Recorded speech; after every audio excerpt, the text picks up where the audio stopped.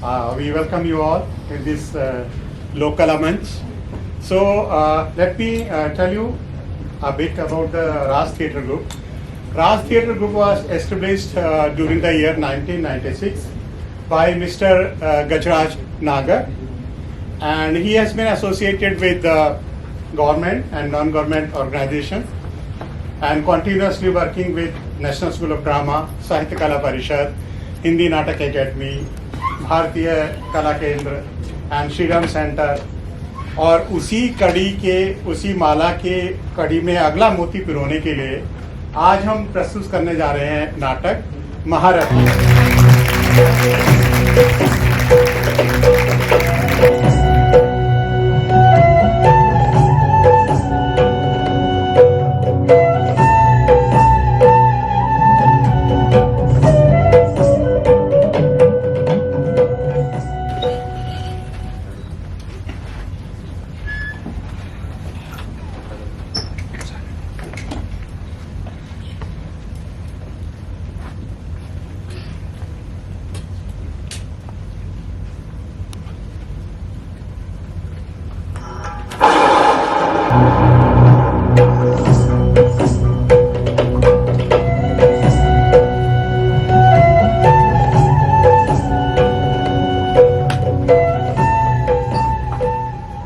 हस्तिनापुर के प्रजाजनों, आज से 1 महीने पहले शुरू हुए इस महापर्व में देश विदेश से आए सहस्त्रों योद्धाओं ने अपने पुरुष बल का प्रदर्शन किया।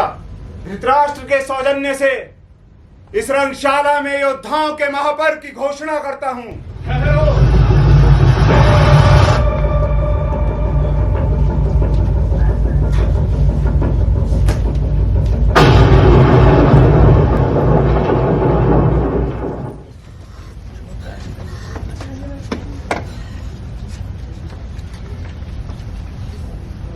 मैं तुम्हें चुनौती देता हूं अर्जुन।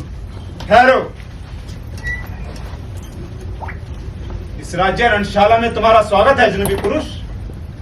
निसंदेह तुम्हारा प्रदर्शन देखकर मैं अचंभित हूं। प्रतिस्पर्धा से पहले योद्धाओं को अपना परिचय देना होता है। संसार में ऐसा कोई नहीं है जो अर्जुन को ना जानता हो। अब तुम्हें अपना परिचय देना है। किस महान वंश के वंशधर हो तुम? किस दिव्य मां का सौभाग्य हो? आखिर पिता का कोई नाम तो होगा या? मैं सारथी पुत्र कर्ण हूं। सारथी पुत्र यानी शूद्र पुत्र। मगर मैं राज्यसभा के सभी विद्वानों से जानना चाहूंगा कि इन्हें अधिकार दिया कब गया? लगता है अब शूद्र पालक होंगे। शायद क्षत्रिय और ब्राह्मण अब इन सूतों की थाल में भोजन करेंगे। कम से कम इस चुनौती से तो यही लगता है। यदि कोई गुरु गलत करता है तो शिष्य को पूरा अधिकार है कि उस भूल को इंगित करे। वो एक नीच जाति का आदमी है। महारथी पर्व का आधार पौरुष बल है, तो फिर ये जाति कुजाति का प्रश्न कहां आया? मैं कर्ण को अंग देश का राजा घोषित करता हूं।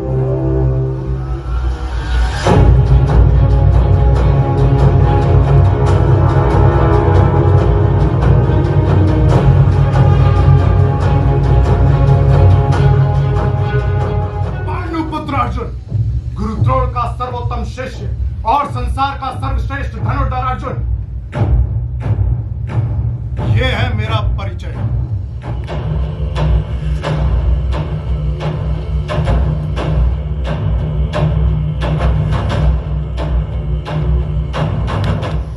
संदेह नहीं, बल्कि जानना चाहता हूं।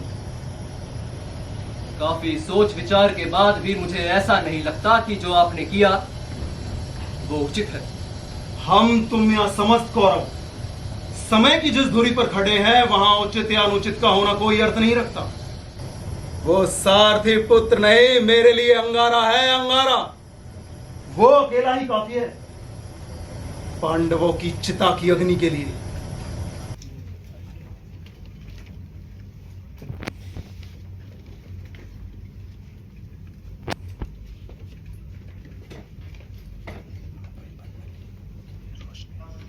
कहो तो एक नीच जाति का छोटा व्यक्ति शूद्र है, लगता है शूद्र पालक हो। कर्ण की एक चुनौती स्वीकार नहीं की जा सकती। अपने गांव के अखाड़े में जाकर देखिए, ये जगमानी बात है कि कर्ण एक शूद्र है और अर्जुन एक नीच है।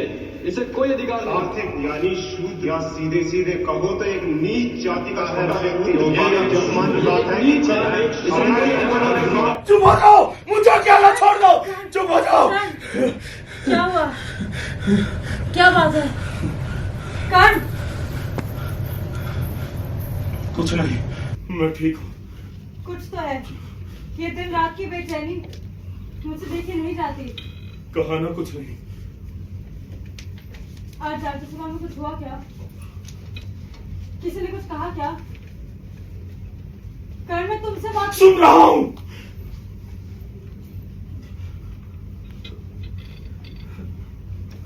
मुझे माफ करना बेचारी, मुझे माफ करना। मैं क्या करूं वैशाली, मैं क्या करूं? कई दिनों से देख रही हूँ, तुम बहुत व्याकुल हो। नहीं, कुछ नहीं। अपनी पत्नी से ही छिपाओगे?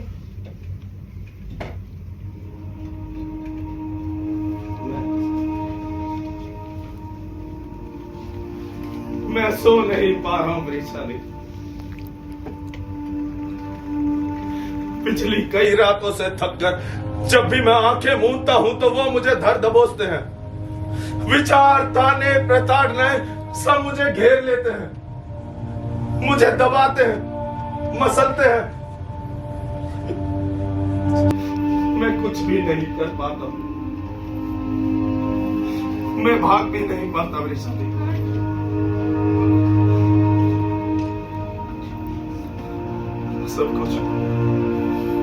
सब कुछ बहुत घिनौना है वैशाली, बहुत घिनौना। पीले मवाद के समुद्र सा वो मेरी तरफ बढ़ता है।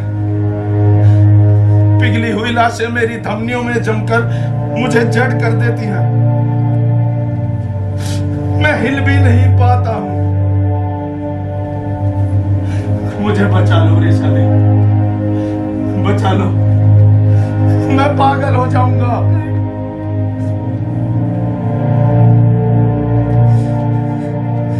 मेरा अपराध क्या है वैशाली? कौन कहता है कि तुम अपराधी हो? तो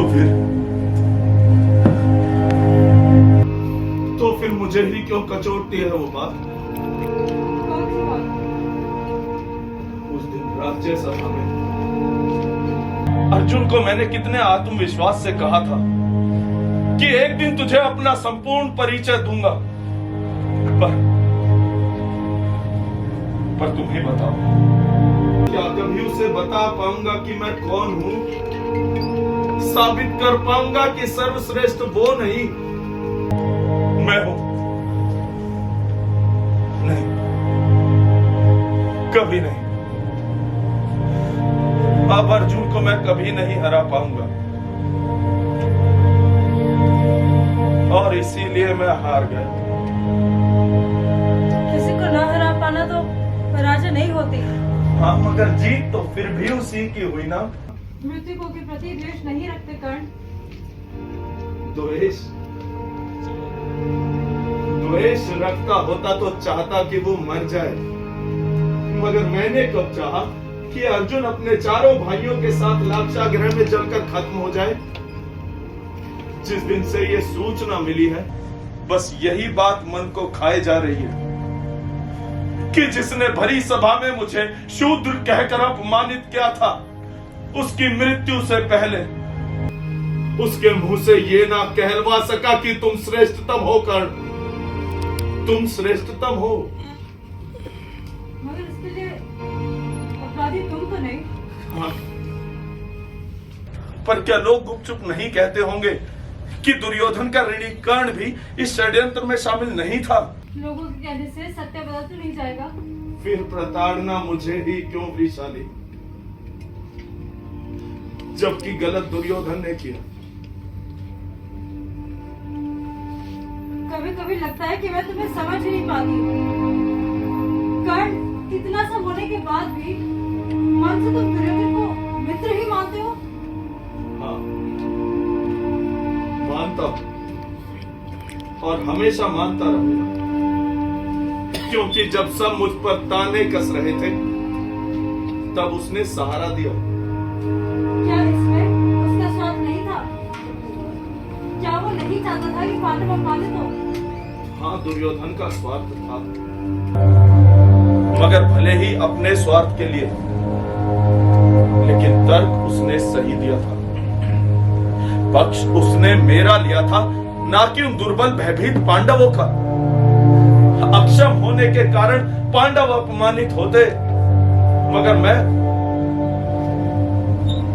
मैं तो सक्षम होते हुए भी हुआ।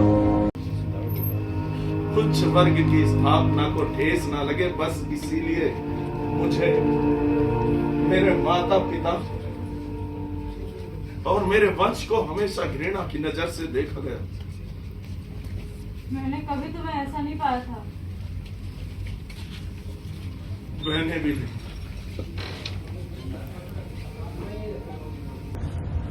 हम सूत हैं, छोटी जाति के हैं। इसमें कोई नई बात तो नहीं? पहले कुछ भी महसूस नहीं होता था वृषभ, लेकिन उस दिन के बाद लगा जैसे पूरे हस्तिनापुर के सामने द्रोण ने मेरे वस्त्र उतार कर मुझे नंगा खड़ा कर दिया। इच्छा हुई थी कि द्रोण से पूछूं, क्या जन्म पर किसी का बस है? मां और पिता को चुनने का अधिकार विधाता ने किसी को दिया है? जन्म के आधार पर द्रोण ने अधिकारों की बात क्यों की? क्या उनके शास्त्रों में कर्म शब्द का जिक्र कहीं नहीं है?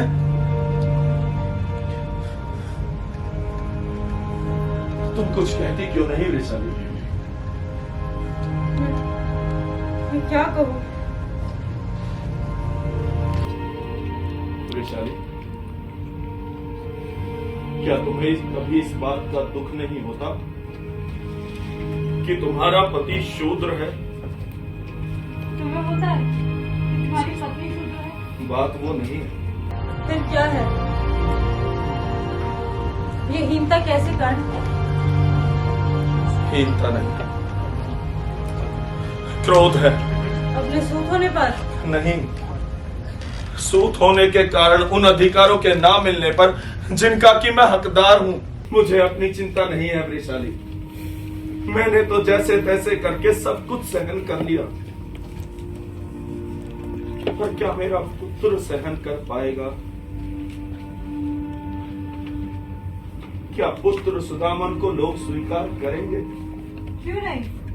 आखिर सुदामन अंग नरेश का पुत्र है, उन्हें तो स्वीकार करना ही होगा।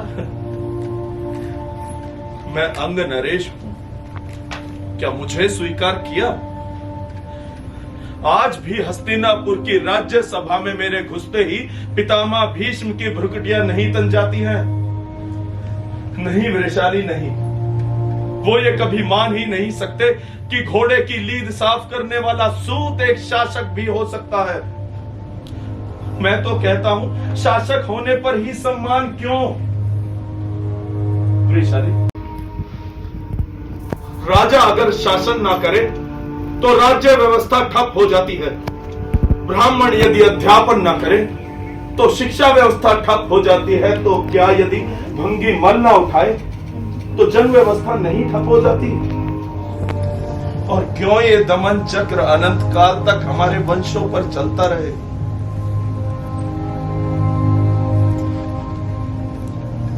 मेरे पास सिर्फ सवाल है, जवाब कुछ नहीं।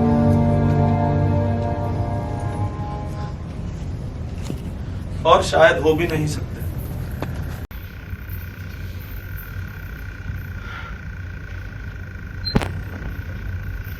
खैर, तुम्हें बताना भूल गया था, कल सूर्याजलि के बाद मैं चला जाऊंगा। लौटने में कुछ दिन लगेंगे और पुत्र सुदामन मेरे साथ जाएगा। कहीं बाहर जा रहे हो? हाँ, पांचाल। पांचाल? हाँ, दुर्योधन के साथ द्रौपदी के स्वयंवर में। अरे मित्र बनकर जा रहा हूं। दुर्योधन द्रौपदी का वरण करना चाहता है।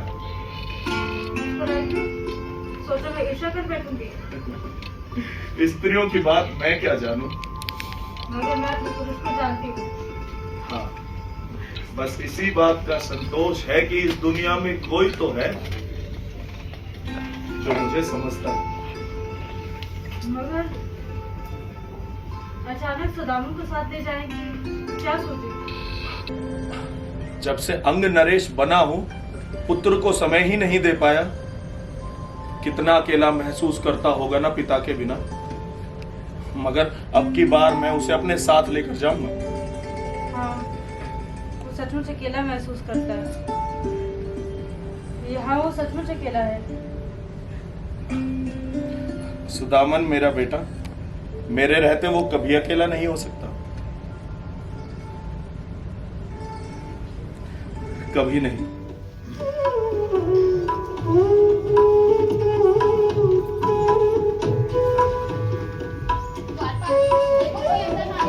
राजकुमारी का श्रृंगार हो रहा है। अरे मुझे तो जाने दो। अब कोई अंदर ना आने पाएगा। मैं पूछती हूँ, ये मंडप सज्जा कब पूरी करोगे? स्वयंवर के बाद? हाँ बताओ बताओ, स्वयंवर के बाद। और ये फूलों की थाली यहाँ क्यों रखी है?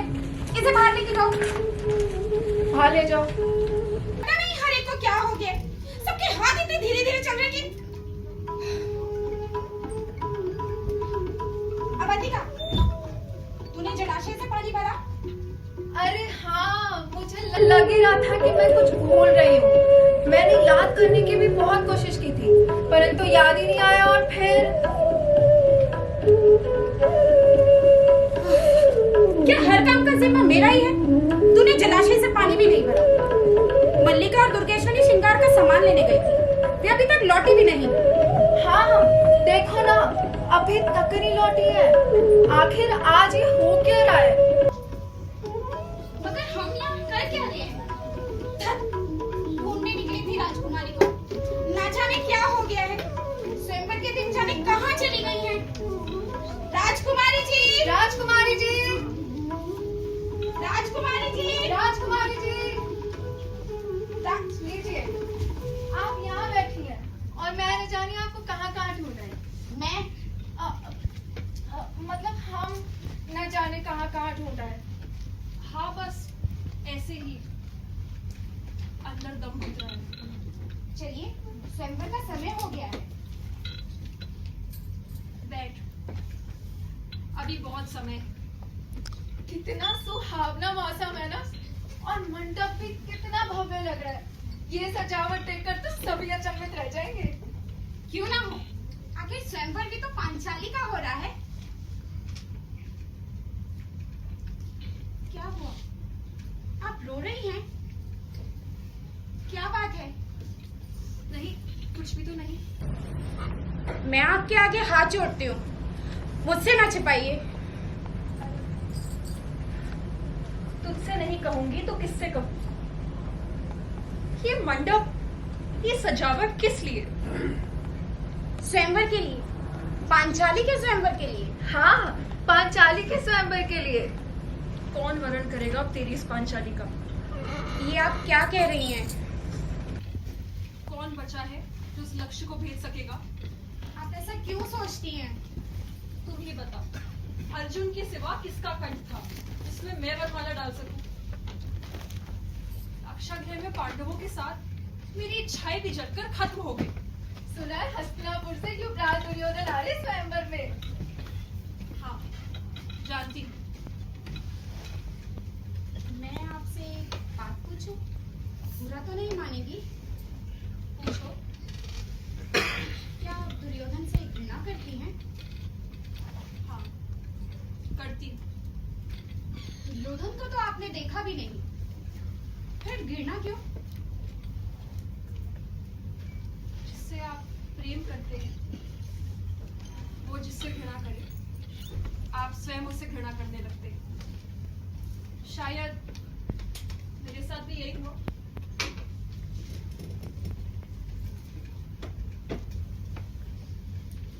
अच्छा छोड़िए ये सब, जो हुआ उसे भूल जाइए। आज स्वयंवर के दिन ये सब मत सोचिए। हाँ, मैंने कोशिश तो बहुत की, मगर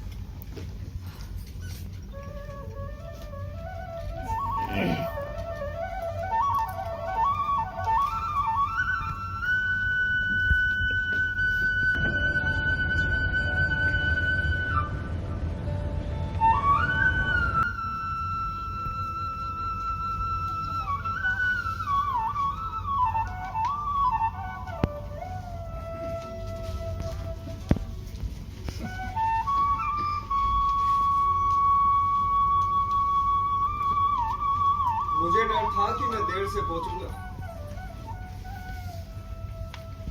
मेरा डर सही था।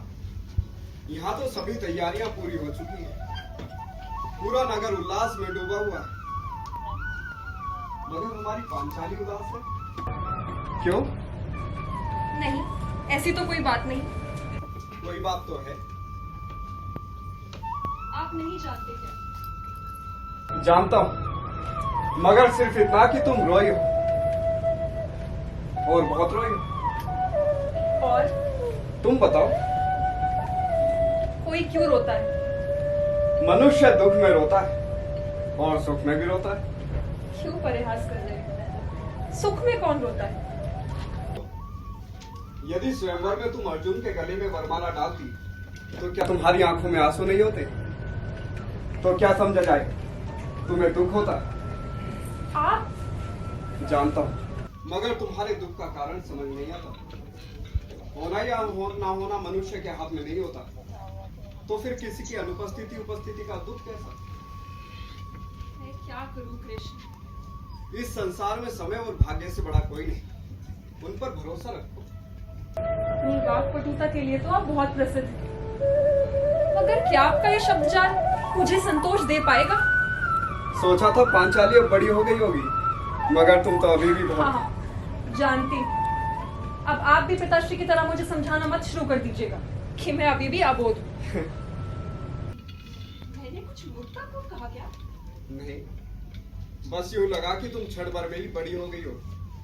वाकई अब तुम स्वयंवर के योग्य हो। मगर मेरा वरण करने वाला योग्य पुरुष कहाँ? सुनो पांचाली, तुम्हारा वरण करने वाले 4 पुरुष इस संसार में हैं, क्योंकि वही इस संसार के श्रेष्ठतम धनुर्धर भी हैं। पहले भीष्म पितामह, दूसरा एकलव्य, तीसरा कर्ण और चौथा अर्जुन। भीष्म अपनी प्रतिज्ञा के कारण किसी स्त्री का वरण नहीं करेंगे, और एकलव्य को तो बहुत पहले ही अर्जुन के मुंह में द्रोण ने अक्षम कर दिया था। और कर्ण का क्या होगा कृष्ण? समय आने पर स्वयं जान जाओगी। और अंतिम अर्जुन, जो लाक्षागृह में दुर्योधन की क्रूरता का शिकार हुआ। अब कौन बचा कृष्ण? भूलो मत पांचाली, समय और भाग्य से बड़ा इस संसार में कोई नहीं। चलो, अब स्वयंवर का समय नजदीक आ गया है।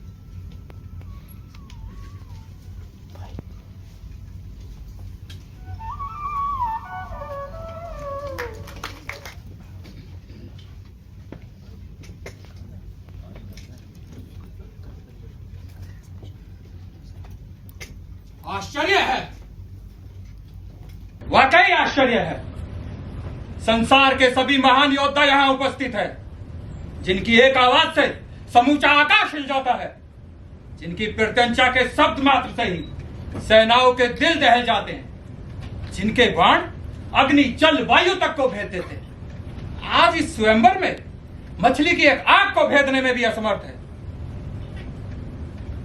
जिसे मैं असत्य मान बैठा था, लगता है वही सत्य है। कितने दुख की बात है, यहां एक भी ऐसा वीर नहीं है जो इस लक्ष्य को भेद सके। सचमुच क्या कोई नहीं है जो पांचाली का वरण कर सके? सचमुच क्या कोई नहीं है जो पांचाली का वरण कर सके? क्या कोई नहीं है जो मेरी पुत्री के गले में वरमाला डाल सके? मैं जानना चाहता हूं, यहां कोई वीर नहीं है, यहां कोई पुरुष नहीं है। चाल नरेश, अपने क्रोध और दुख के कोप से सभा को अपमानित मत करिए, किसी के पुरुषार्थ पर उंगली मत उठाइए। इस सभा में पुरुष मौजूद हैं। ठहरो ब्राह्मण, सही कहा तुमने। इस सभा में अभी पुरुष मौजूद हैं और राजपुरुष मौजूद हैं। सचमुच ऐसा है क्या दुर्योधन? हाँ है द्वारकाधीश। कहां? यहां इस सभा में। तो फिर वो बढ़ता क्यों नहीं?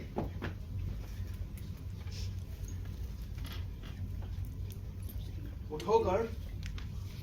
दुर्योधन, तुम मेरे मित्र हो, मेरा अभिन्न अंग हो, क्या मेरा अंग मेरा साथ नहीं देगा?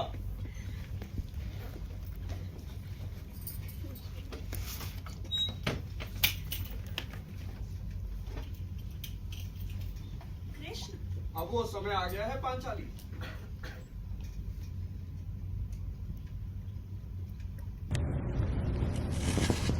नहीं, ये नहीं हो सकता।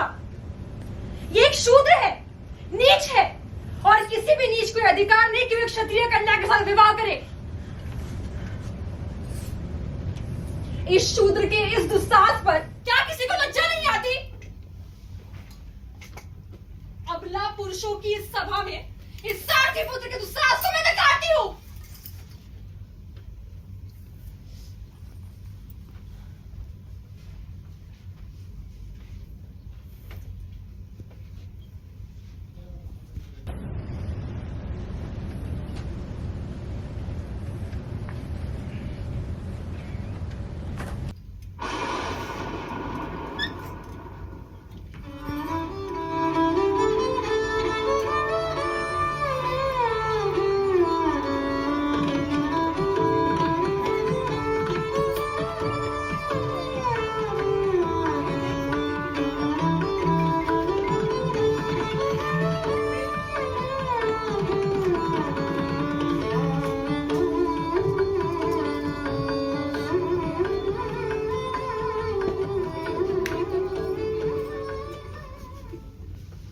यह अन्याय है, मैं इस विवाह को मान्यता नहीं देता। अंग नरेश को जाति के आधार पर नकारने वाली द्रौपदी को एक क्षत्रिय कन्या होने के कारण कोई अधिकार नहीं कि क्षत्रियों की उपस्थिति में वो एक ब्राह्मण गमन करे। यदि क्षत्रिय क्षम हो तो चाराई की अवस्था है। क्षमता के आधार पर होने वाले इस स्वयंवर में फिर यह जाति कुतर्क क्यों? सवाल तर्क कुतर्क का नहीं, सवाल है अधिकारों का। ब्राह्मण श्रेष्ठ होता है और श्रेष्ठ से विवाह करना अमान्य नहीं है। मैं नहीं मानता। तुम मानो या ना मानो, संसार मानता है। मानता ही नहीं बल्कि जानता भी है। अर्जुन, नीच सिर्फ नीच होता है। अर्जुन! सुदामन, सुदामन, सुदामन, सुदामन, सुदामन, सुदामन, सुदामन, सुदामन! सुदामन,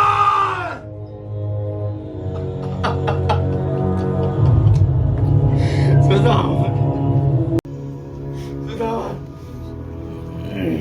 सुदामन!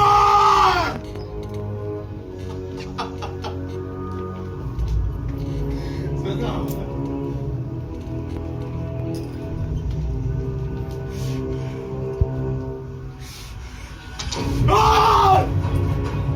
सुनो राक्षस सुन, जिस कारण तूने आज मेरे अबोध बेटे की निर्मम हत्या की है, उसी तरह मैं एक दिन तेरा निर्मम वध करूंगा।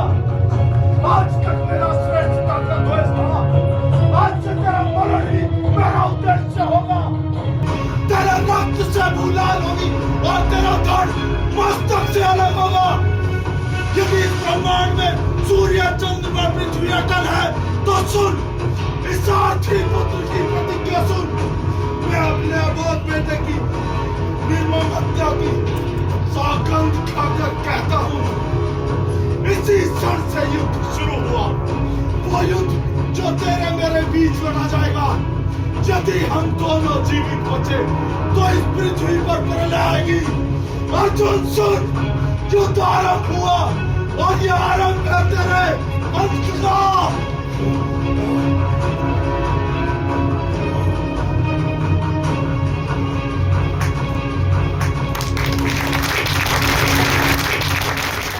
तो आप चाहते हैं कि ऐसा हो?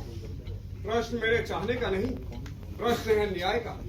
मगर हो सकता है कि आपकी नजर में जो न्याय हो वो मेरे लिए अन्याय हो। न्याय का आधार व्यक्तिगत कारण नहीं होते। तो फिर क्या होता है द्वारकाधीश? हित। जो हितकारी है वो न्याय है। हित। वही तो मैं भी कह रहा हूं, जो उनका हित होगा वो मेरा अहित, और जो मेरा हित होगा वो उनका अहित। दोनों ही परिस्थितियों में निर्णय अलग अलग होंगे। तो फिर आप किस निर्णय को न्याय मानेंगे? हम बार बार घूमकर उसी जगह वापस आ रहे हैं। समझने की चेष्टा करो दुर्योधन, तुम्हारे या उनके हित से बड़ा समाज का हित है। न्याय का आधार हस्तिनापुर के प्रजाजनों का हित होना चाहिए, ना कि तुम्हारा या उनका। इतना पूछने की दृष्टता अवश्य करूंगा कि हस्तिनापुर की प्रजा का हित द्वारका नरेश या हस्तिनापुर से अलग हुए पांडव कैसे तय कर सकते हैं?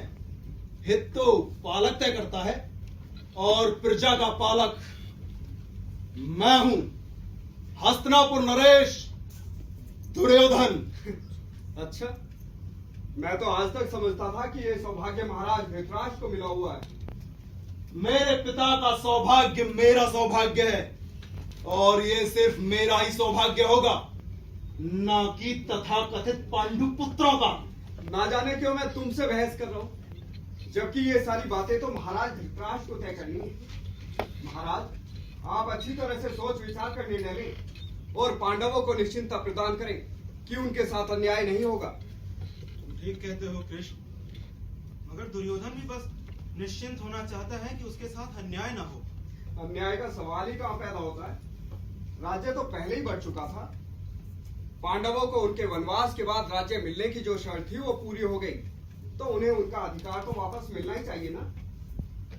राज्य बटा था, किंतु अब एक है, और नैतिक दृष्टि से भी यही सही है कि राज्य को दोबारा ना बांटा जाए, ताकि उसकी शक्ति कम ना हो।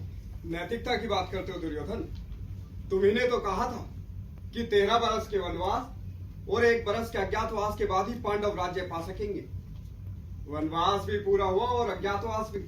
अब तुम्हारी नैतिकता ये कहती है कि अपनी बात से मुकर जाओ।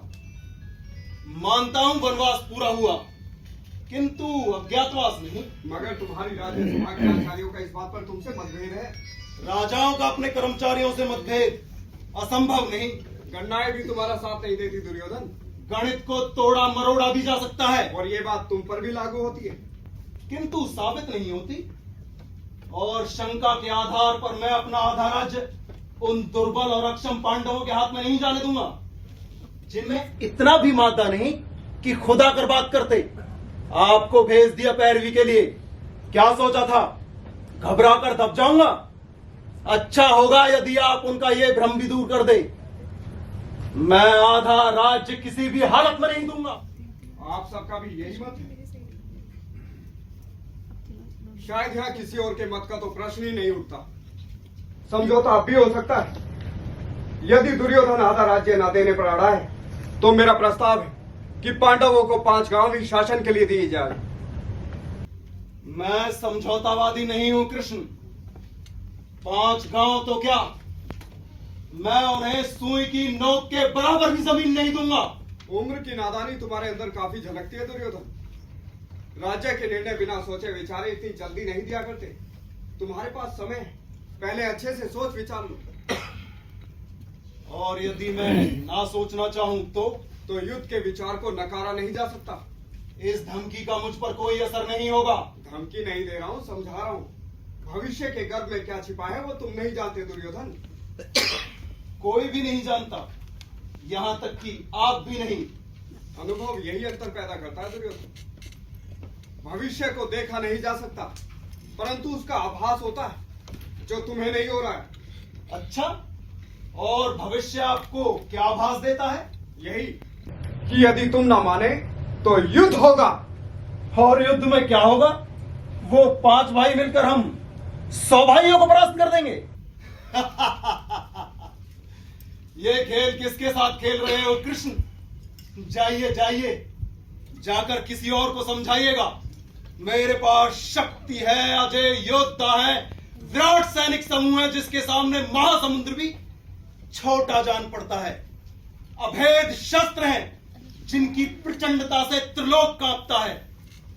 ये सब है मेरे पास। उन भिक्षु पांडवों के पास क्या है? उनके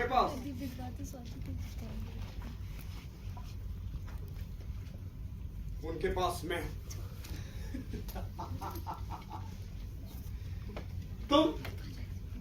तुम क्या हो कृष्ण? एक दूत मात्र। दूत, एक निर्बल कायर दूत जो अपनी वाक्पटुता के बल पर समझौते की बात करता है।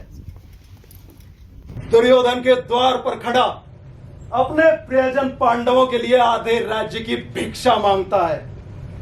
ना मिलने पर एक चतुर व्यापारी की तरह 5 गांव का मोल तोल करता है, और कुछ भी ना मिलने पर युद्ध की खोखली धमकी देता है। तुम्हारे वक्ष पर तलवार रखने मात्र से ही तुम्हारे खोखलेपन का एहसास होता है। तुम एक दीमक खाए बांस से ज्यादा कुछ नहीं हो कृष्ण। दुर्योधन,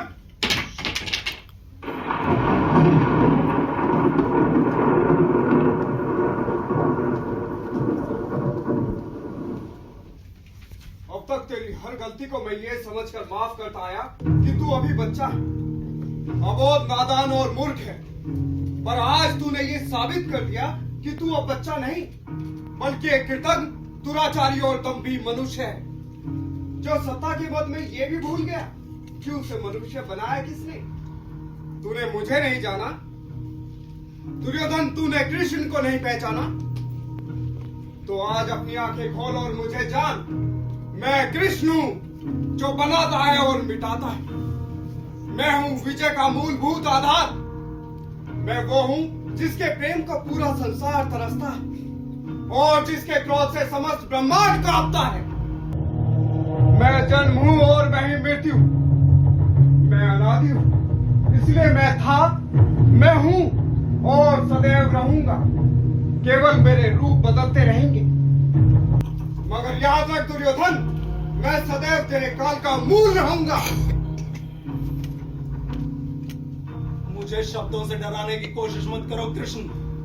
ठीक है, तेरी यही इच्छा है तो सुन। आज हस्तिनापुर की इस राज्य सभा में मैं महायुद्ध की घोषणा करता हूं। पांडवों और कौरवों के बीच लड़ा जाने वाला ये युद्ध कुरुक्षेत्र की जमीन पर लड़ा जाएगा। ये धर्म युद्ध होगा, मगर इसके परिणाम इतने विभत्स होंगे कि तू उसकी कल्पना भी नहीं कर सकता। प्रलय आएगी, हथियारों की प्रचंड टंकार समूचे मानव समाज को मत डालेगी, मगर अमृत नहीं होगा। मिलेगा तो सिर्फ काला कसेला बदबूदार विष।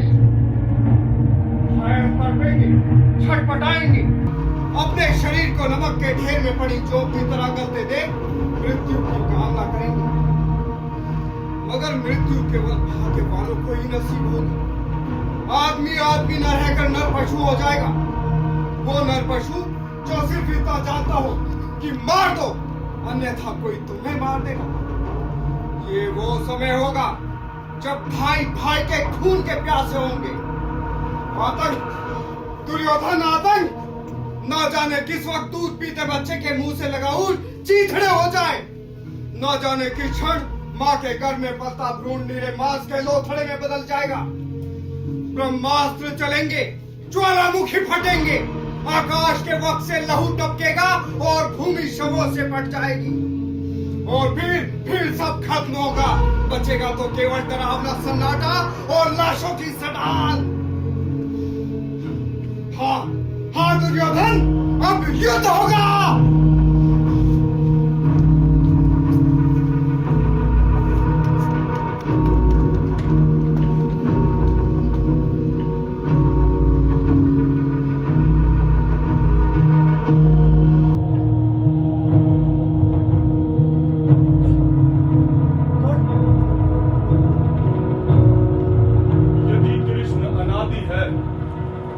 तो कर्ण भी था और सदैव रहेगा। विश्वास रखो मित्र, कर्ण सदैव दुर्योधन के साथ रहेगा। हाँ, अब युद्ध होगा।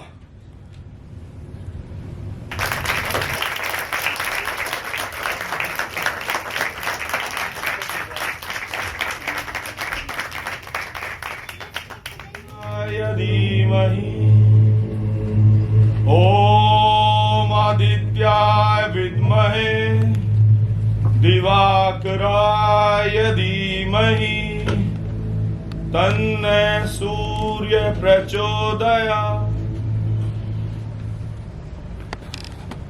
आइए, मैं आपकी ही प्रतीक्षा कर रहा था। तुम्हें मालूम था मैं आऊंगा?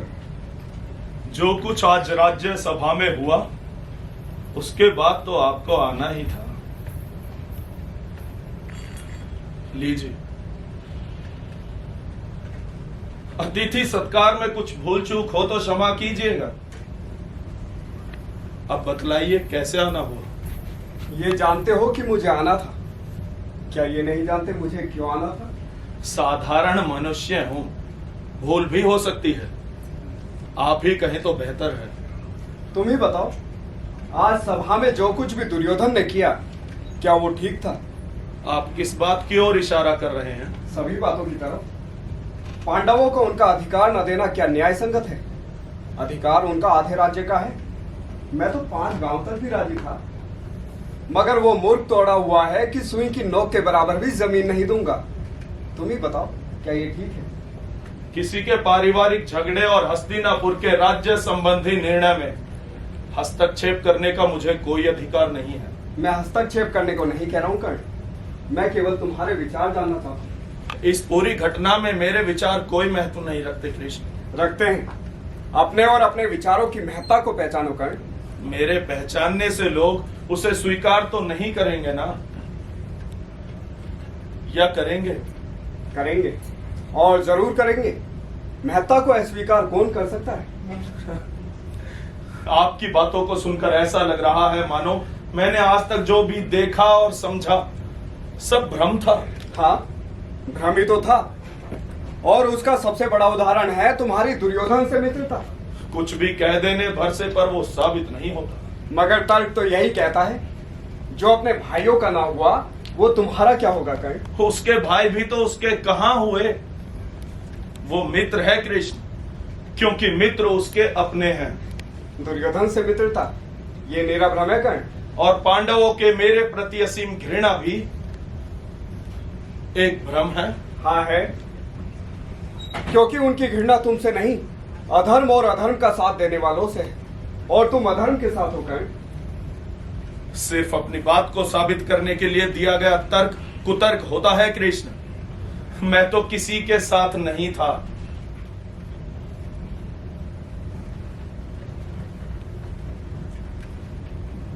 तुम दुर्योधन का साथ छोड़ दो कर्ण।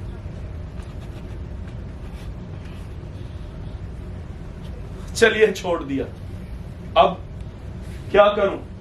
अर्जुन का साथ ही बन जाऊं? तुम ऐसा क्यों सोचते हो? आप ऐसा क्यों सोचते हैं कृष्ण कि मैं दुर्योधन को छोड़ दूंगा? क्योंकि भ्रम टूटता है, यही उसकी नियति है। संबंध मेरे और दुर्योधन के बीच में है। यदि ये भ्रम है तो ये भी टूट जाएगा। हाँ, इसे टूटने दीजिए कृष्ण। दुर्भाग्य से ये ना तो मेरे बस में है और ना तुम्हारे। इसका निर्णायक है समय, और कौन जाने किसका समय नजदीक है। क्योंकि बल भुजाओं में नहीं, मन में होता है, और दुर्भाग्य से दोनों ही दुर्योधन के साथ नहीं है। मगर और बहुत से हैं जो मन से उसके साथ हैं। तुम अलग हो जाओ, फिर देखो विजय किसकी होती है। आप अलग हो जाइए, फिर देखिए विजय किसकी होती है। ये कहकर आपसे बराबरी साबित करने का मेरा कोई इरादा नहीं था, और ऐसा हो भी नहीं सकता, और मेरी ऐसी कोई इच्छा भी नहीं। परंतु विवेक बुद्धि से सोचो कर्ण। अगर ये युद्ध हुआ तो संहार होगा, महासंहार, और इस महासंहार की घोषणा आप ही ने की है। परंतु बीज मैंने नहीं डाला। सोचो कर्ण, इस संग्राम से तुम्हें क्या मिलेगा? एक प्रश्न मुझे भी कुरेदता है। इस संग्राम से आपको क्या मिलेगा? मैं केवल सत्य और धर्म के साथ हूँ। और मैं सिद्धांतों के। कभी इस युद्ध का अंत भी सोचा है तुमने? जन्म के समय बच्चा मृत्यु के बारे में सोचता है क्या? वो अबोध होता है, उसके पास ज्ञान नहीं होता। हाँ, मगर भूल तुम्हारी भी नहीं है। काश तुम जानते कि मैं पांडवों का सबसे बड़ा भाई हूं, ज्येष्ठ कुंती पुत्र कर्ण हूं, यही ना? पर तुम्हें किसने बताया? मुझे स्वीकारा नहीं तो क्या हुआ, मगर इस संसार में मेरे जनक हैं तो। सूर्य? हाँ, उन्हीं से जाना अपने जीवन का एक और घिनौना सत्य। ये सत्य घिनौना नहीं है। मैं जानता हूं तुमने बहुत दुख, बहुत यातनाएं झेली। क्या क्या नहीं हुआ तुम्हारे साथ, मगर सत्य भी आखिर कब तक छुपता? ये सत्य आज ही क्यों सामने आया? उस दिन कहां था ये सत्य जब भरी सभा में द्रोण ने सूत पुत्र कहकर मेरे अधिकार मुझसे छीन लिए? अर्जुन ने मेरी चुनौती को अस्वीकार कर मानो भरपूर तमाचा मारा था मेरे चेहरे पर। उस दिन कहां था ये सत्य जब स्वयंवर में द्रौपदी ने मुझे नीच कहकर नकार दिया था? मैं पूछता हूं कहां मर गया था ये सत्य जब मेरी आंखों के सामने मेरे पुत्र की हत्या हुई? मेरे इन हाथों में गिरने से पहले मर चुका था मेरा सुदामन। जब उसका वध हुआ तब मैं एक शूद्र का पुत्र, और आज जब समय आया अर्जुन के वध का तो मैं क्षत्रिय कुंती पुत्र। जाइए जाइए कृष्ण, शायद हम दोनों ही एक दूसरे का समय बर्बाद कर रहे हैं।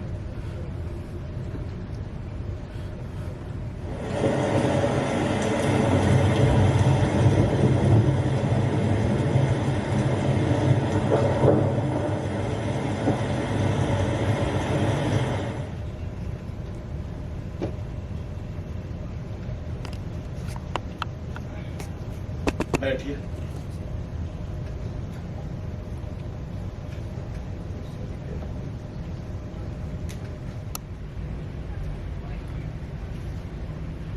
ठीक, तो पहली बार आई हैं? हाँ, तो क्या सेवा करूं आपकी? ये रात काफी हो चली और सेवक भी सारे सो गए। हाँ, रात वाकई हो चली है।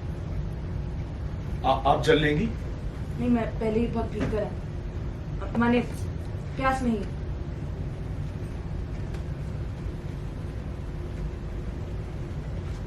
कुछ कहना चाहती हैं? मैं तुमसे मिलने आई हूँ। जानता हूं। तुमसे कुछ बात करनी थी। कृष्ण की बुआ यदि कृष्ण का संदेश लाई है तो निराश करने के लिए क्षमा चाहूंगा। उन्हें मैं अपना जवाब दे चुका हूं। मुझसे इस तरह शब्दों को ओढ़कर बात मत करो। मैं तुमसे मिलने आई हूँ। क्यों आई हैं आप यहाँ? मैंने कहा ना तुमसे मिलने। हाँ, मगर क्यों? क्योंकि एक माँ को अपने पुत्र से मिलने का अधिकार है।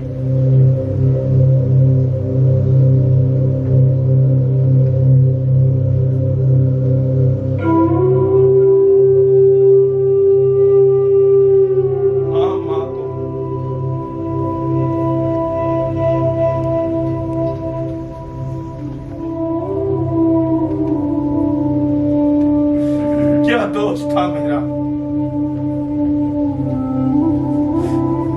जिसने पाला उसी को मां माना, लेकिन आज तुम्हारा ये स्पर्श।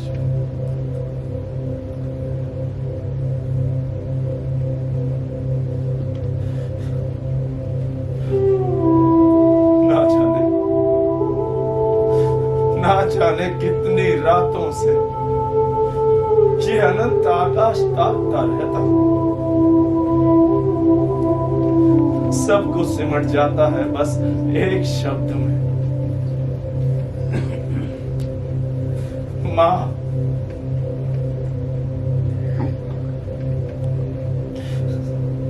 सब कुछ मिला मुझे, सुख दुख घृणा, यातना, प्रेम, राजपाट, सब कुछ।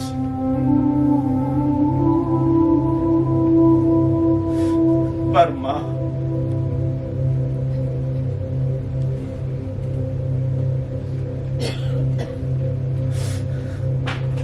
मैं क्या था? नराधम, घृणित, क्या था मैं? क्या था मैं? क्या था मैं? क्या था मैं? तो क्यों त्याग दिया था मुझे? मुझ पर ताने कसते रहे, मेरी आत्मा को नोचते रहे। तब क्यों नहीं अपने आंचल में छुपाया मुझे? क्यों नहीं?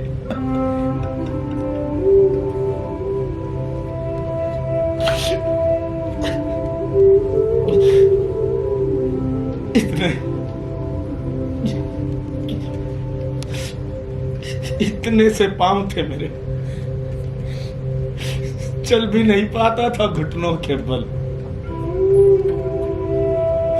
क्यों नहीं मुझे अपनी गोद में उठाया? क्यों नहीं चूमा मुख मेरा? क्यों नहीं अपना स्तनपान कराया? क्यों क्यों क्यों?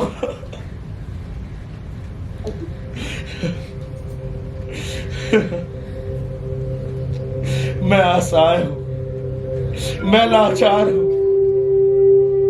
मैं बहुत सहमा हुआ हूं मां। मैं कहां जाऊं? मैं क्या करूं? मैं क्या करूं? धीरज रख, मैं हूं ना। कितना बड़ा हो गया,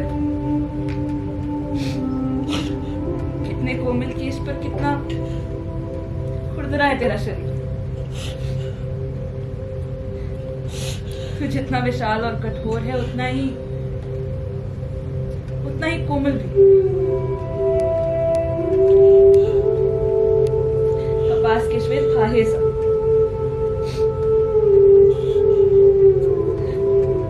तू जानता है तू बिल्कुल भी बड़ा नहीं हुआ।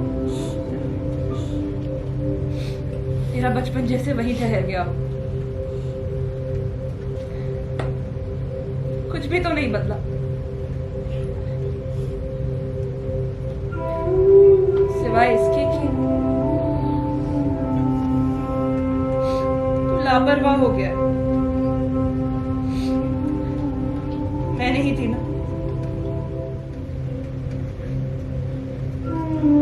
हाँ आप हैं, और विडंबना देखिए कि आज आप कहां हैं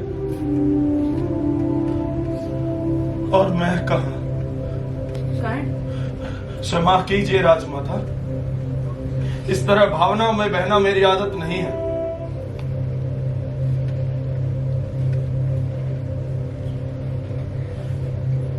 जो स्वयं जीवन भर अपमान में जिया हो, वो क्या किसी का अपमान करेगा?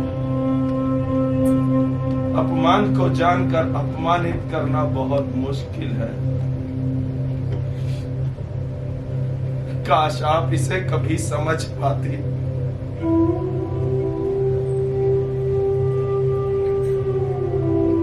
बहुत समझदार हो गए हो तुम, है ना? अपमान, दुख, यातना सब तुमने ही बसा है। सत्य जानकर दिल मिला उठे हो बस। जिसने इस सत्य को जाना और फिर खुद अपने हाथों से मृत्यु की कोख में डाल दिया। किसी से कुछ कह भी ना सकी। जननी क्या कहती जब जनक ने ही मुंह मोड़ लिया।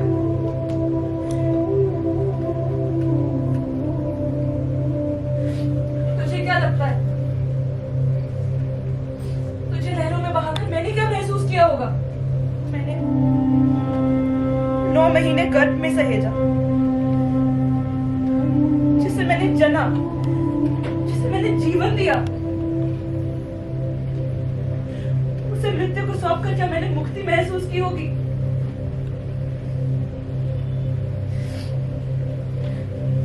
बिछौने में मुंह छिपा, न जाने कितनी बार मैंने उसे अपनी वेदना को बताया।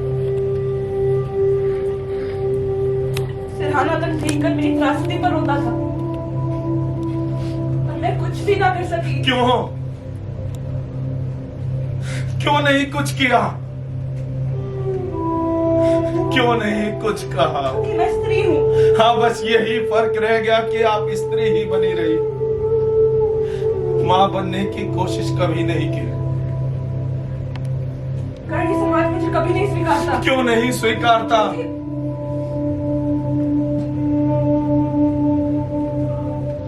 क्योंकि तुम मेरी अवैध संतान हो।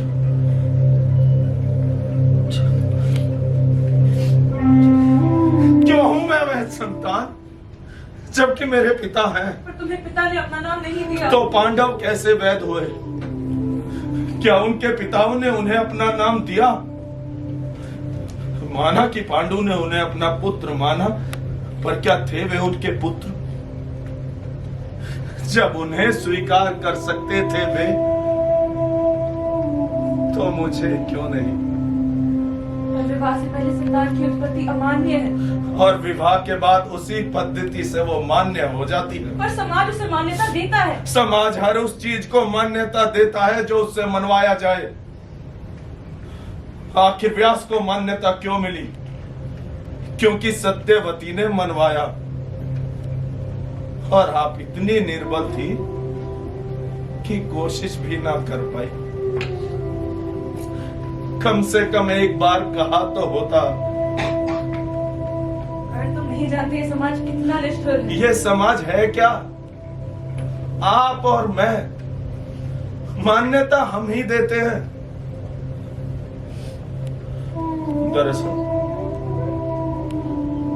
दरअसल मान्यता तो आपने अपने मन से ही मुझे नहीं दी। ये झूठ है। मैंने तुम्हें पुत्र माना है। हाँ, मगर आज, लेकिन आज ही क्यों? जब कल सुबह ये कर्ण रणभूमि में कौरव सेना का सेनापति बनकर जा रहा है, क्यों माना मुझे पुत्र? जब मेरा ये संकल्प दृढ़ हो चुका है कि पांडवों का वध ही मेरा तय है, क्यों माना मुझे पुत्र? मुझ पर लांछन मत लगाओ कर्ण। लांछन नहीं लगा रहा हूं राजमाता, सिर्फ वास्तविकता बता रहा हूं। सत्य असत्य, धर्म अधर्म की परिभाषा समझाने। राजमाता कुंती आधी रात को बरसात में भीगकर मुझे पुत्र कहने चली आई।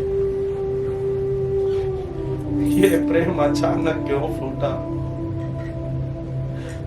जब आज तक अपनी वेदना को छिपाए रखा, तो आज क्यों कहने चली आई मुझसे अपनी त्रासदी? यदि मैं आज भी ना आती तो विनाश होता। भाई भाई की हत्या करने रण में उतर जाते। यदि मैं युद्ध में ना भी जाऊं, तो भी वहां भाई भाई की ही हत्या कर रहे हैं। और आज आपके यहां आ जाने से यह विनाश रुकेगा नहीं, क्योंकि विनाश स्वार्थों की नींव पर खड़ा है, और कोई भी शांति के लिए अपने स्वार्थों को त्यागने के लिए तैयार नहीं है।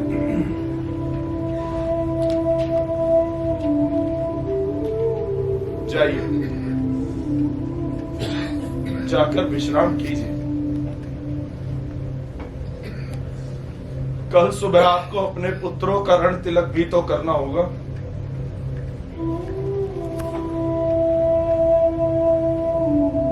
तुमने निश्चय कर लिया है? हाँ। जो बीता उसे भुलाया नहीं जा सकता। नहीं, कभी नहीं।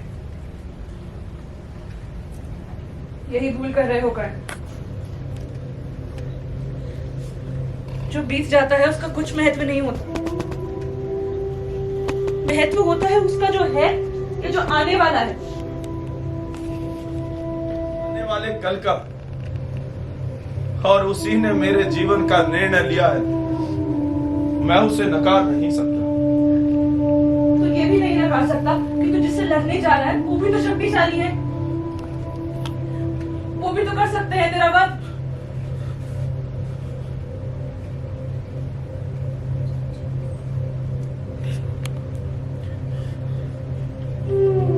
पहली बार सुना कि युद्ध में जाने से पहले एक माँ अपने पुत्र को ऐसे भी वचन कहती है। चिंता स्वाभाविक है, पर निर्भय रहिए कि वे शक्तिशाली नहीं है, क्योंकि उनकी शक्ति है कृष्ण। मगर कृष्ण किसी की शक्ति क्या बनेंगे? वे तो स्वयं ही इतने निर्बल हैं। कर्ण, गलत नहीं कह रहा हूं राजमाता। यदि वे कमजोर ना होते तो आपको ना भेजते, इंद्र को ना भेजते मेरे कवच और कुंडल लेने के लिए। ये देखिए,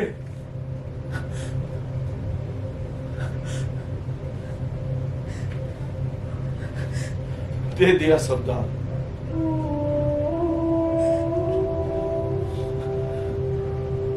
यदि कोई ये समझता है कि कवच और कुंडल देकर कर्ण नहीं रहा तो ये उसकी भूल है, क्योंकि कर्ण का अर्थ कवच और कुंडल नहीं, वो है जो तुम्हारे सामने खड़ा है।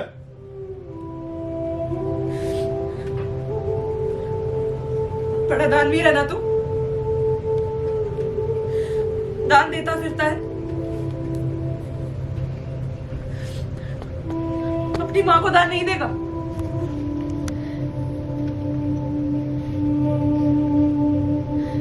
मां को दान देकर उसे छोटा करूं,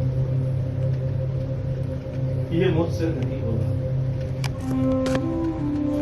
मगर हाँ, वचन देता हूं। लो, आज तुम्हारा ये अवैध पुत्र तुम्हें वचन देता है कि अर्जुन को छोड़कर मेरे इन हाथों से किसी अन्य पांडव का वध नहीं होगा। अर्जुन और मुझ में से कोई एक ही जीवित बचेगा। इतने में ही संतोष कर लो मां। ये संसार जानता है कि तुम 5 पुत्रों की मां हो, और वो तुम सदैव रहोगी।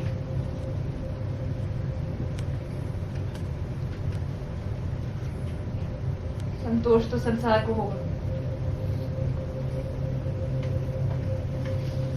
मगर पुत्र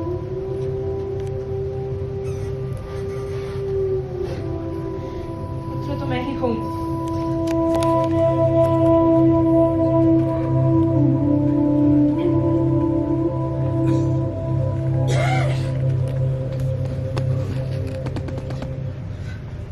मां,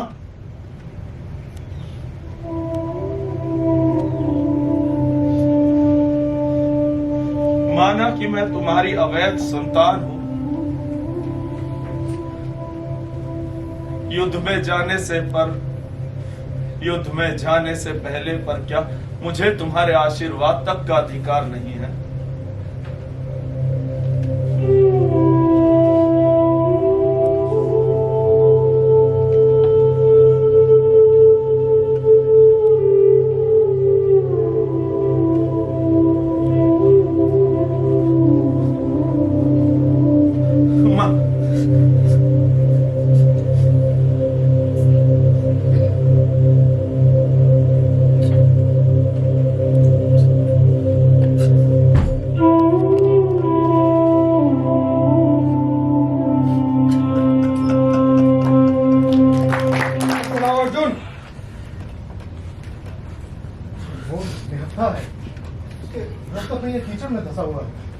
और चलाओ अर्जुन। ये गलत है। बाण चलाओ अर्जुन।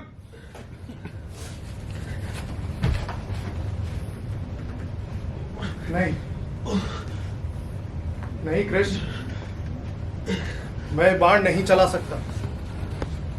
यदि इस समय मैंने बाण चला दिया तो जीवन भर मेरी अंतरात्मा मुझे कचोटती रहेगी। एक निहत्थे पर वार करने का पाप मुझ पर मत चढ़ाओ कृष्ण। उसके रथ का पहिया कीचड़ में धंसा हुआ है। वो निहत्था है, असहाय है। एक असहाय पर प्रहार करना युद्ध के सिद्धांतों के खिलाफ है। मुझसे बाण मत चलवाओ कृष्ण, मुझसे बाण नहीं चलेगा। समय और भाग्य संसार को रचते और संसार सिद्धांतों को। यदि असहाय पर प्रहार न करके तुम अपने सिद्धांतों पर अड़िग हो तो तुम समय और भाग्य की अवहेलना कर रहे हो। समय ने उसके रथ का पहिया कीचड़ में गाड़ा है और वो निहत्था है क्योंकि भाग्य चाहता है कि ऐसा हो। मगर कृष्ण, मगर उसने तब क्यों नहीं सोचा जब दुशासन पांचाली के शील हरण को आकुल था? तब क्यों नहीं सोचा जब दुर्योधन ने तुम्हें तथाकथित पांडुपुत्र कहकर आधा राज्य देने से इनकार कर दिया था? तब क्यों नहीं सोचा जब अबोध अभिमन्यु की हत्या हुई? गांडीव संभालो पार्थ, बाण चलाओ अर्जुन।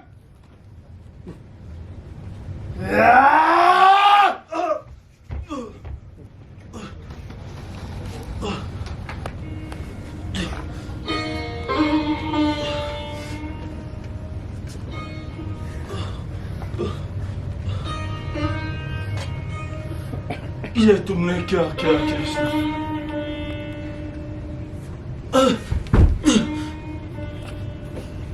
तुमने ऐसा क्यों किया? मैंने तुम्हारे साथ ऐसा कुछ भी नहीं किया कर। ये तुम्हारी नियति थी। अधर्म का अंत यही होता है और तुम अधर्म के साथ थे कर। अधर्म? ये धर्म और अधर्म क्या होता है कृष्ण? जो मैंने किया वो तुम्हारा अधर्म था और जो तुमने किया वो मेरा धर्म। तो फिर क्या धर्म और कैसा धर्म? जवाब दो कृष्ण, तुमने ऐसा क्यों किया? क्योंकि ये मेरा युद्ध धर्म था। कृष्ण, बहुत गुना तो जाना कि ये युद्ध था क्या। ये दो विचारधाराओं के राज्य स्थापना का युद्ध था। इस युद्ध से तुम्हें क्या मिला कृष्ण? न भूमि, न प्रजा, न राजकोष। फिर तुम ये युद्ध क्यों लड़े? क्योंकि तुम अपनी विचारधाराओं का राज्य स्थापित करना चाहते थे और दुर्योधन अपनी विचारधारा का।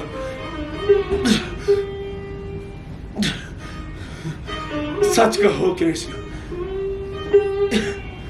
यदि दुर्योधन तुम्हारी विचारधारा मान लेता तो क्या आज वो तुम्हारे पीछे ना खड़ा होता और पांडव एक एक करके रणभूमि में ना मर रहे होते?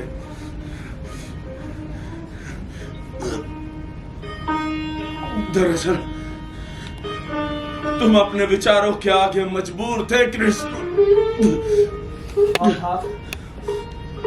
मगर तुम भी तो थे। युद्ध मेरे और दुर्योधन के विचारों का था। तुम बीच में क्या जाएगा? अपने सिद्धांतों के कारण। सिद्धांती तो विचार होते हैं। नहीं कृष्ण, सिद्धांत अडिग रहते हैं और विचार बदल जाते हैं।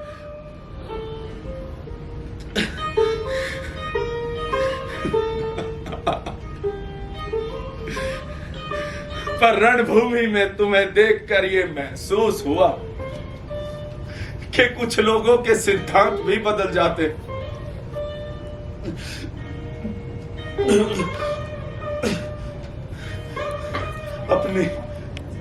अपनी लालसा को शांत करने के लिए क्या क्या नहीं किया कृष्ण। युद्ध की घोषणा की, उसकी संरचना की, भावनाओं से मेरे मनोबल को तोड़ने मुझे ये बताने आए कि मैं कुंती की अवैध संतान हूं।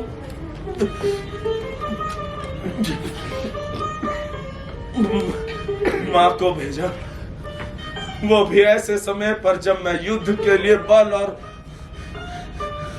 बल और मनोबल संचित कर रहा था। क्या शल्य तुम्हारे कहने पर नहीं आए थे कृष्ण?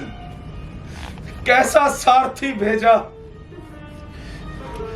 जो अपने ही योद्धा का आत्मविश्वास हमेशा तोड़ता रहा। तुम जानते हो पर क्या ये कटु वचन संसार मानेगा? कैसे मानेगा कृष्ण? तुम तो यवनिका के पीछे हो, वहीं से तुमने हर तर्क,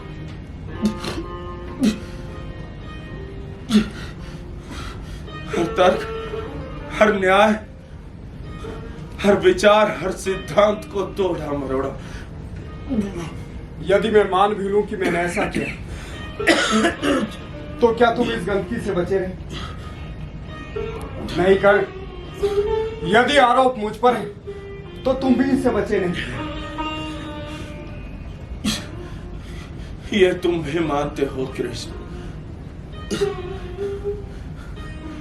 कि तुमने बुरा किया, और अच्छा भी। मनुष्य ना तो पूरी तरह से अच्छा हुआ है और ना पूरी तरह से बुरा। मैं भी मनुष्य का एक रूप हूं, तो मैं भी इसका अपवाद तो नहीं हो सकता। तो तुम ही क्यों पूजे जाओगे कृष्ण? क्योंकि मैंने धर्म का आधार रखा और अंतर विजय उसी की हुई कर। कृष्ण, धर्म विजयी होता है या विजयी धर्म? यदि हम जीतते तो धर्म हम बनाते और हम ही पूजे जाते। मगर तुम हार चुके हो कर। ये भी भ्रम है।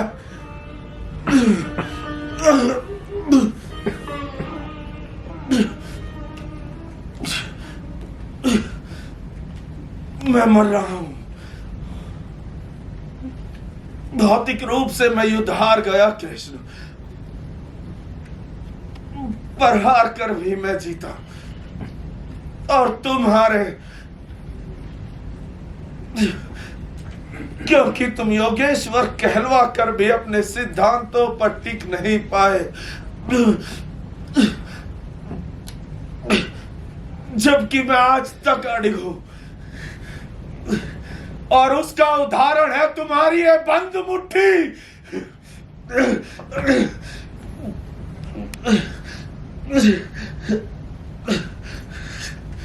कृष्ण, तुमसे अच्छा तो मेरा शत्रु अर्जुन है, जो मुझे निहत्था देखकर झिझक गया था। पर तुम नहीं झिझके कृष्ण।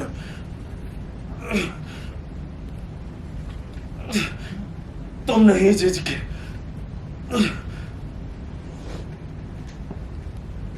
पर लगता है मैं जीत कर भी हार गया। कृष्ण, मेरा युद्ध था क्या? मेरे व्यक्तित्व का युद्ध, मेरे अधिकारों का युद्ध,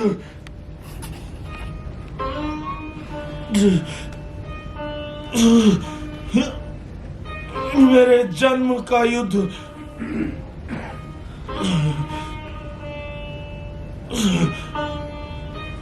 और जब मेरी जननी ने ही संसार के सामने कभी नहीं स्वीकारा कि मैं उसका पुत्र हूं, तो बस कृष्ण,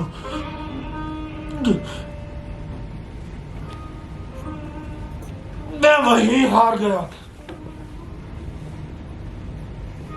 मैं वहीं हार गया।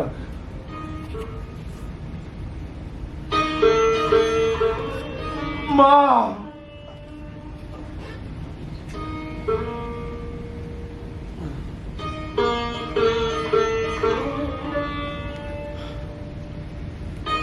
हाँ, तुम युद्ध हार गए कर्ण, क्योंकि किसी काल, किसी लोक में कुंती कभी स्वीकार नहीं करेगी कि कर्ण उसका पुत्र मारा गया।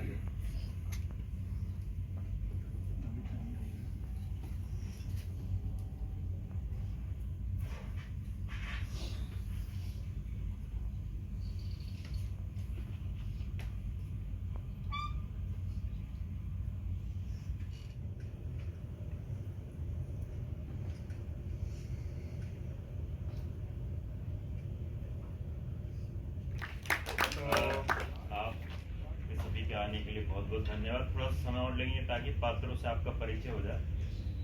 मैं निवेदन करूंगा सो you will give appreciation certificate to the participants. थोड़ा समय लेंगे आप लोगों को, थोड़ा फास्ट कर लेंगे। On stage, Yudhishthir, Mr. Ajay Singh. Please come down. B. Mohit Nagar.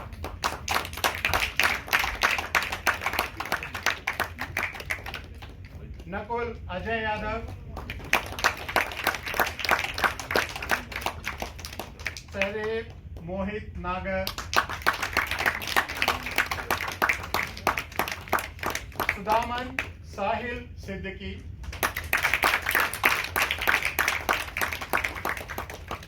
Bhishma Manoj Saini,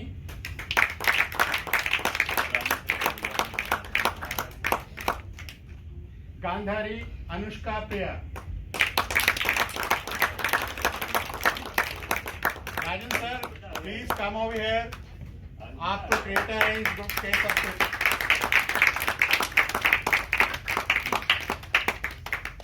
please sir come. Sakhi 1 Monika Chauhan,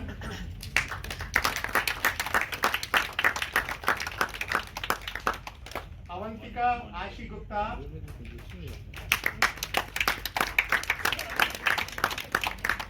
Drupad सम्राट गुर्जर, विशाली पूर्वी गंगाधरन,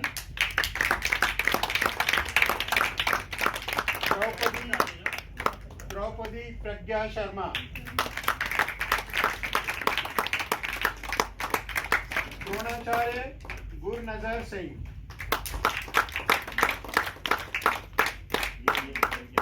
दुशासन रोहन त्यागी,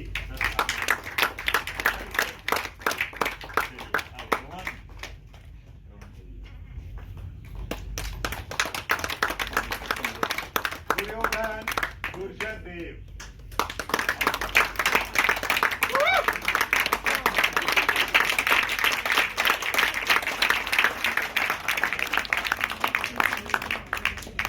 अर्जुन सात्विक भारद्वाज,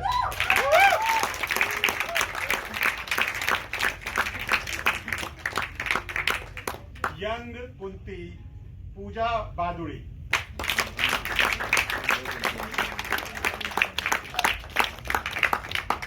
कुंती कियारा भोगरा,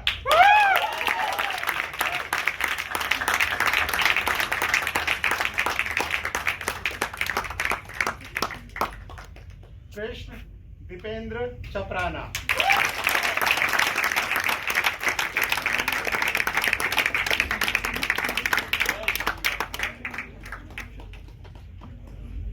And महारथी Karna Deepak Tanwar.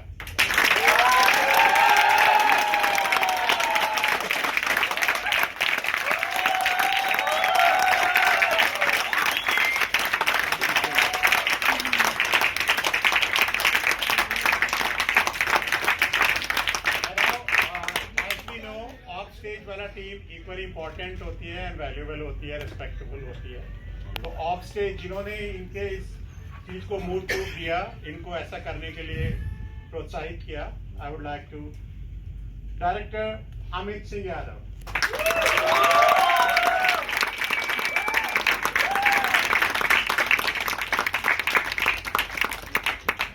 Makeup Kiara Bhogra.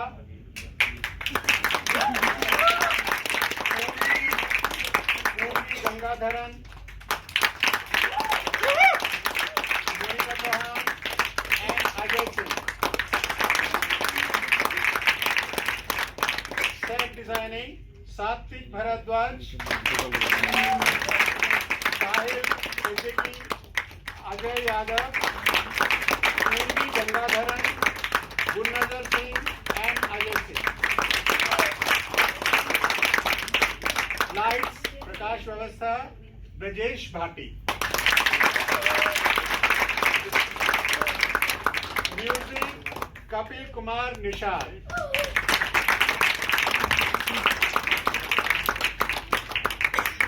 Directorial guidance Manish Pawar.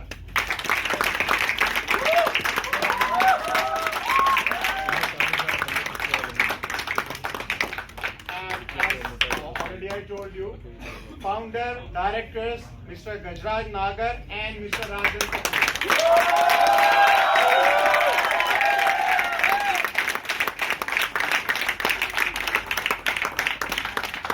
And also the important person, cameraman who has captured these valuable pictures, Ajay Mittal, Mr. Sanjay Ahirwar, and production, Sumit Kumar and Alok Kumar.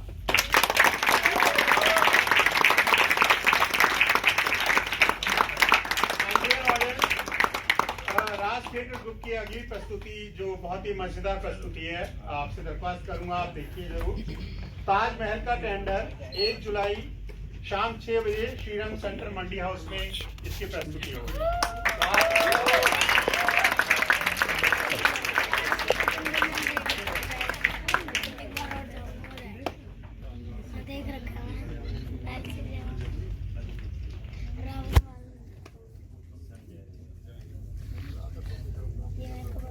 आप सभी ने अपना बहुत कीमती समय दिया।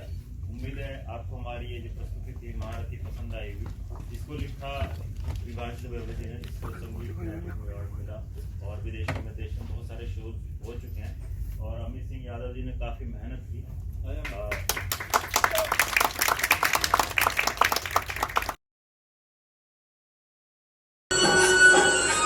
खामोश थे हम इस गम की कसम, रोते भी रहे हंसते भी रहे, रोते भी रहे हंसते भी रहे।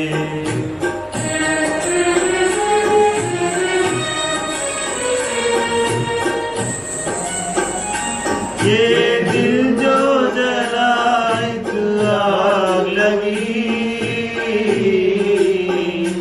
आंसू जो बहे बरसात हुई। आप इम्पोर्टेंट काम कर रहे हो, आपके मैटर नहीं करता, आपके मैटर करता। हाँ मुझे याद आ गया, हाँ आपने ये बोला था मुझे, मैंने नहीं किया यार। आप इस तरह के इम्पोर्टेंट काम देख लियो, इसमें थोड़ा लंबे चीज में थोड़ा छोटा चीज। हाँ यार ये मैं कभी सोच रही थी, मुझे याद नहीं आ रहा, मैं बहुत कोशिश की थी, अभी याद आ गया मेरे को।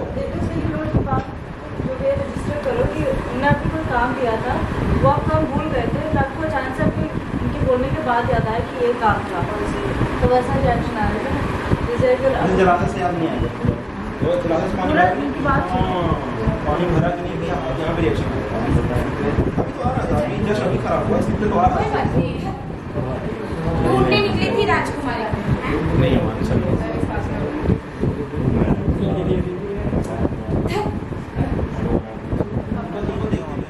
लाइन ले लो अपनी पूरी। राजकुमारी आप यहाँ बैठी आप हैं? लीजिए, आप यहाँ बैठिए और मैं न जाने आपको कहाँ कहाँ ढूंढाई। मैं हम न जाने मैं कहाँ थोड़ा कहाँ थोड़ा क्वेश्चन मार्क और लाओ, क्वेश्चन मार्क आ नहीं रहा। मैं ना सॉरी मैं मतलब इस मैं का मतलब है तू। अच्छा वो क्वेश्चन पूछे तू ढूंढ रही थी अकेले कि मैं, हम सब ढूंढ रहे थे। तो मैं यहाँ पे बैठी हुई हैं, ये लेना है यहाँ पे बैठे नहीं मतलब बस राज हाँ, क्योंकि आप कब रुकोगे? किसी को देख लिया, किसी को बुला रहे नहीं बुला, अरे ये देखो यहाँ पे बैठे हुए हैं, यहाँ मैं आपको कब से खोज रही हूँ। शिक्षा देते हैं तो फिर ये पक्षपात क्यों कर रहे हैं? ईर्ष्या ने तुम्हारा दिमाग खराब कर दिया दुर्योधन। ईर्ष्या अवश्य दूंगा। आज से, अब से, इसी क्षण से उस घड़ी का इंतजार कर अर्जुन। हाँ ये तो नहीं सही है। हाँ और ये इस हिसाब से ना कि इधर अच्छा लगेगा। चांदी जब इधर आता है। ओ भाई छोड़े भाई देखो यार भाई कुंडल की जरूरत किसको बताना है इसको?